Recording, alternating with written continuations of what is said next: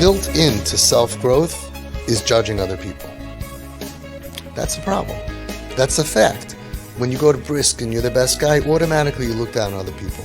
When we became better and better and firmer, those kids who are so good, they can't relate to other people. They think everybody can do it. They see somebody's not so good, they say, I also didn't want to get up from menu, but I pushed myself. So could you. It's a problem. That part of growing and being frum and being successful is that you look down on other people. It's in the Bria. Nothing you can do. That's what's the difference between a really good person and a gadol. The gadol has more milas, but doesn't look down at anybody else. Doesn't use his gifts from Hashem to look down on other people. And the midah that allows the gadol to have that is the midah of anava. That Moshe Rabbeinu was Adam Mikol Adam. He didn't look down at anybody else. He knew that I have a gift from Hashem. You don't have that gift. I should look down at you? Not because I'm able to learn Ritzifis and you can't concentrate. I should look down at you because I'm able to function and I'm lucky enough to be able to sit and learn 12 hours a day and you can't and you want to watch movies. I should look down at you? I feel bad for you. You would love to be like me. I know that because you're a chelik l'kami mal mamish. So part of the problem that we had is the success that we had in all the past decades. It breeded a certain judgmentalism, some attitude that, oh, you're not as frum as me and you're not like so much like me. You're less than me. And that's wrong. That's wrong. Now, the next generation is sick and tired of it. Even in the most Satmar and the Chassidish and the Litvish, they're sick and tired of all the judgment. Don't look down and don't judge people. That's how they feel. I'm telling you from the frum ones in the street. I go to Borough Park and these kids come over to me. I don't know how they get me on WhatsApps and stuff like that. All different ages, and they say, shkoyach, shkoyach. I say, what shkoyach? I'm talking to parents about crisis and whatever. No. This is the message of the Dar. Stop judging everybody. They hate it when our age, that's what we do. People sit around and this guy's not good enough and he's not good enough. Did you hear what he did? Did you hear what she did? It's such a turn off to the next Dar. They hate it. And the truth is, it's not exactly our finest hour. We're really not supposed to be talking about other people. We're not supposed to be judging other people. We're not supposed to be saying negative things about other people. And that was just a part of building ourselves up. That, Torah is the best of Schayra, and therefore if you're not, you're less good. So many people in Klal Yisrael who were just regular good people, if they would have been born, 40, 50 years ago, they would have been fantastic. And now everyone looks at them, you're not a long-term learner, you might chas v'sholom go to work, and everything got so skewed out of control. I think the next star is going to be better than us at making a tikkun, because they're just relax, chill. Everybody's trying, everybody's good. Yedid vil zan git. I heard the Ger Rebbe say those words. It's true. It's really true. Stop judging other people. If you think you're so great, right, that you're so wonderful, relax. You're not so wonderful. You have a very bad midah. You know what that is? Judging other people, looking down at other people. Reb Shlomo McCarlin was in his office, and he was shining his ahava on somebody that was chashud, that they all knew that he did the worst possible averos. And in the waiting room was Reb Uri Mistrelisk, the Suraf, right? Reb Uri. And I don't know how Reb Shlomo McCarlin knew that Reb Uri was getting upset about this.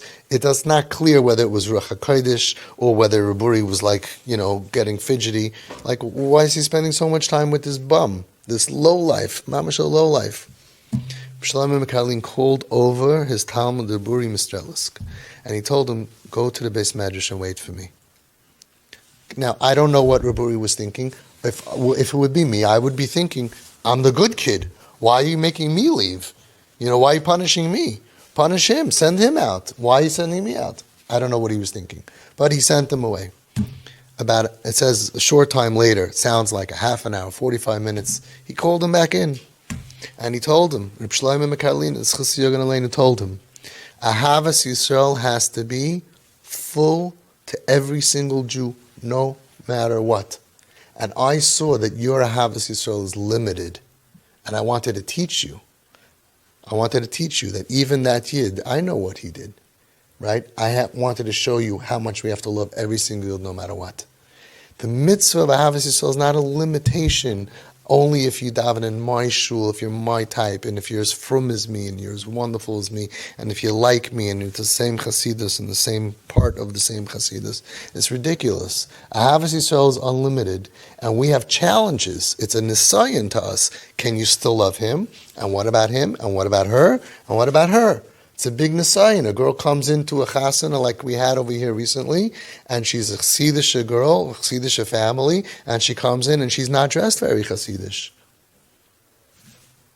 Are people going to shine their love, the ahava on this girl, or are they going to be judgmental and say, you can't dress like that, what are you doing, what's the matter with you?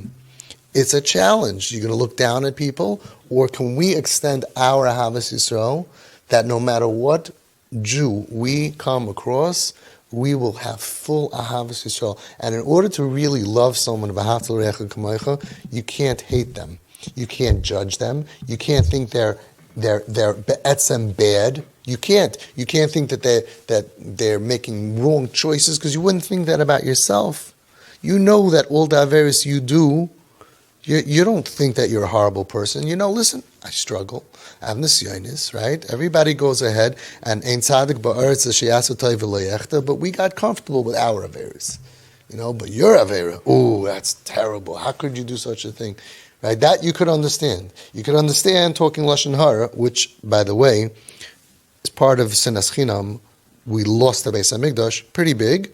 That we're okay with that. We're comfortable. That's an balabatisha, geshmak sin. Nobody's going to look at you. If you go ahead and you're at chasana and you start talking with lashon hara, maybe somebody will turn away. Nobody's going to go, shame's technician. So, guys, that's in the middle of, what's the matter with you? You're talking lashon hara?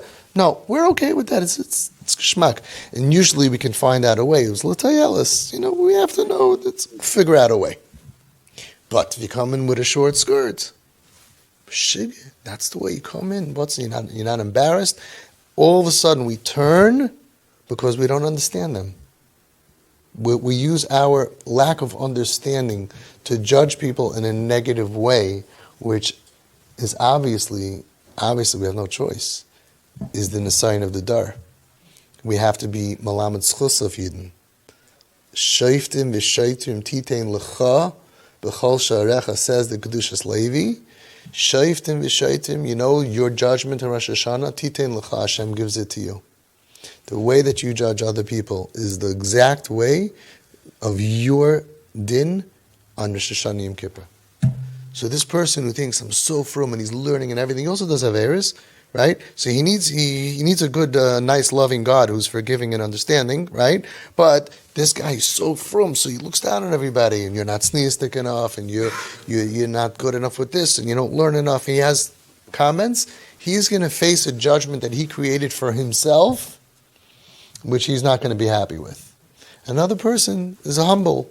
Baruch Hashem, I'm able to do what I do. I wish I could do more. None of us are like the previous generations in Tefillah, in Torah. We don't have so much to be proud of. We're not so great. So I don't look down at other people.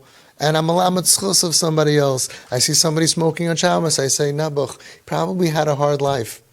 Because if every Yid is good, and every Yid wants to be good, everyone's a chelik mamash, there's a reason. And that's the way tzaddikim always looked at that. They saw sin, they saw someone in pain, they saw someone that needs shine our love on that person to help them. They saw struggle. They didn't see ra, right? So shayiftim v'shaytim titin lecha, it's up to you.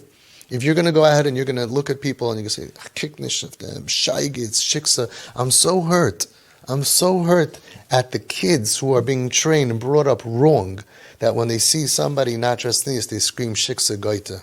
I'm so hurt for them. It's not healthy for them, because they're shayfnim shaytin titin lecha. That's the way it's going to be. No rachmanos, no understanding. It's going to be mamish midas hadin, and nobody wants to be judged with midas hadin. Assume that they're good. Assume that you don't know. You don't know their story. You just don't know. You don't know their pain. You don't know their story. But all of a sudden, you know the conclusion. Yes, you are getting a violation because of the... Hang on a second. We want Rahmanas. If you want Rahmanas, have Rahmanas on another Jew.